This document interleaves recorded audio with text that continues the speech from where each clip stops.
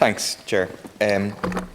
Yesterday, when questions about this at Leaders' Questions, the Taoiseach said, if we pass this bill to reduce rents for ordinary people, there will be no landlords left in Ireland.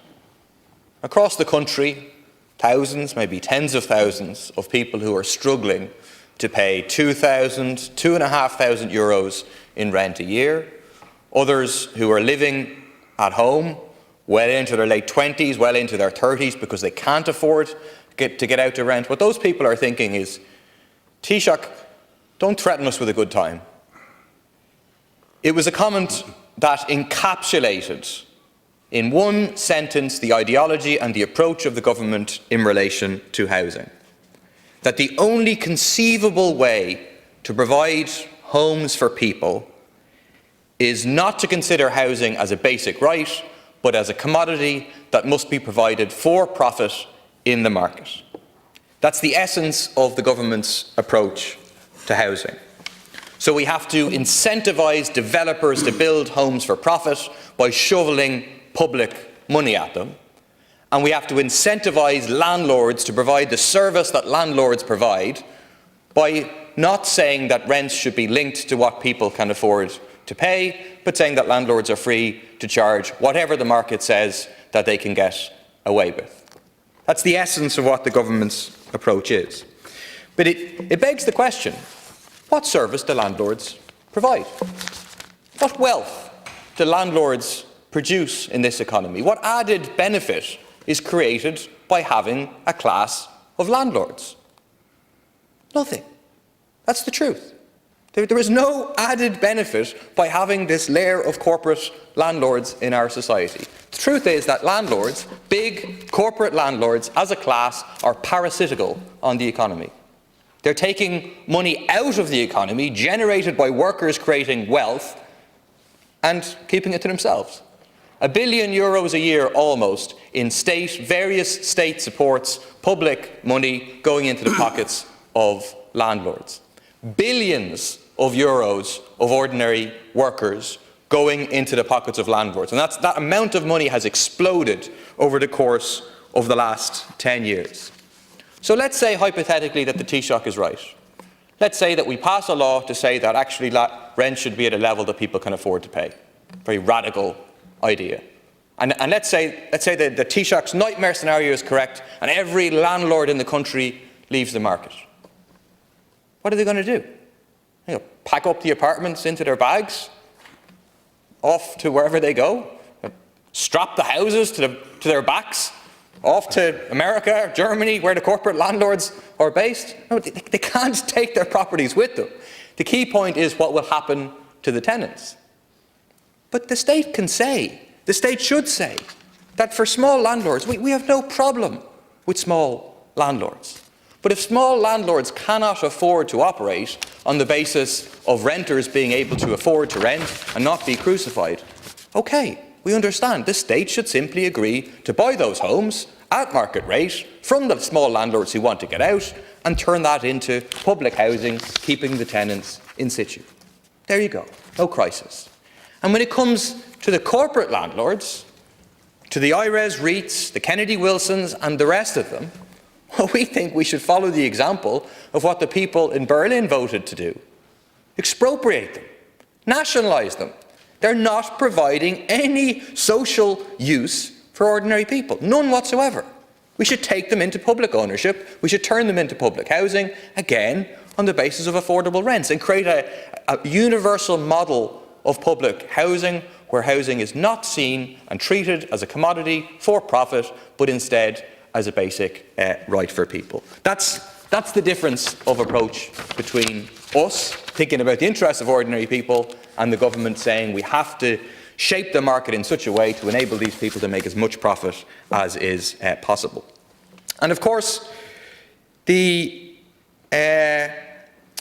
is a happy coincidence between the ideology of the government and the self-interest of the class of landlords that the government represents and the landlords themselves within the government and in the backbenches of the government.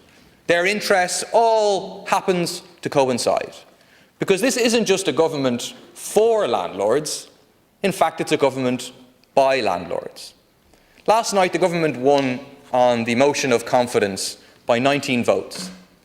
By my calculation, if the landlords in this House had not been voting, the government would have lost that vote. The same presumably will apply when we vote on this rent reduction bill this evening. If the landlords in this House absented themselves, said as they should, well, I can't possibly vote on this because this is voting about whether my... All across the House, you'll find that the vast majority of the landlords are on the Fianna Fáil, Fine Gael side and in some of the independents who voted with the government. If those landlords, as they should, absented themselves tonight and said, this is too much to do with me, this will impact my income, clearly it's inappropriate for me to vote, well then there's every chance this rent reduction bill would pass. I think it's worth looking at who these landlords are in reality. So Rory Hearn did very good work recently outlining the reality of these corporate landlords. So Oireachtas, the largest private landlord in Ireland, owns close to 4,000 homes. US property corporate Kennedy Wilson owns close to 3,300 rental apartments.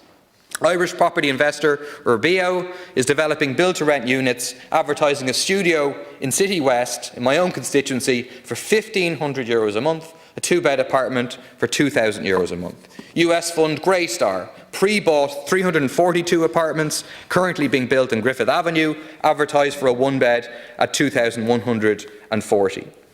Rory Hearn also shows that CSO data on new build activity for Dublin in the first 3 years of this year shows that 1,151 newly built units were sold. Of these, first-time buyers bought just 217, 19% of them. Non-household purchasers, overwhelmingly investor funds and REITs, bought 726, 63% of all new builds in Dublin in the first quarter of 2022.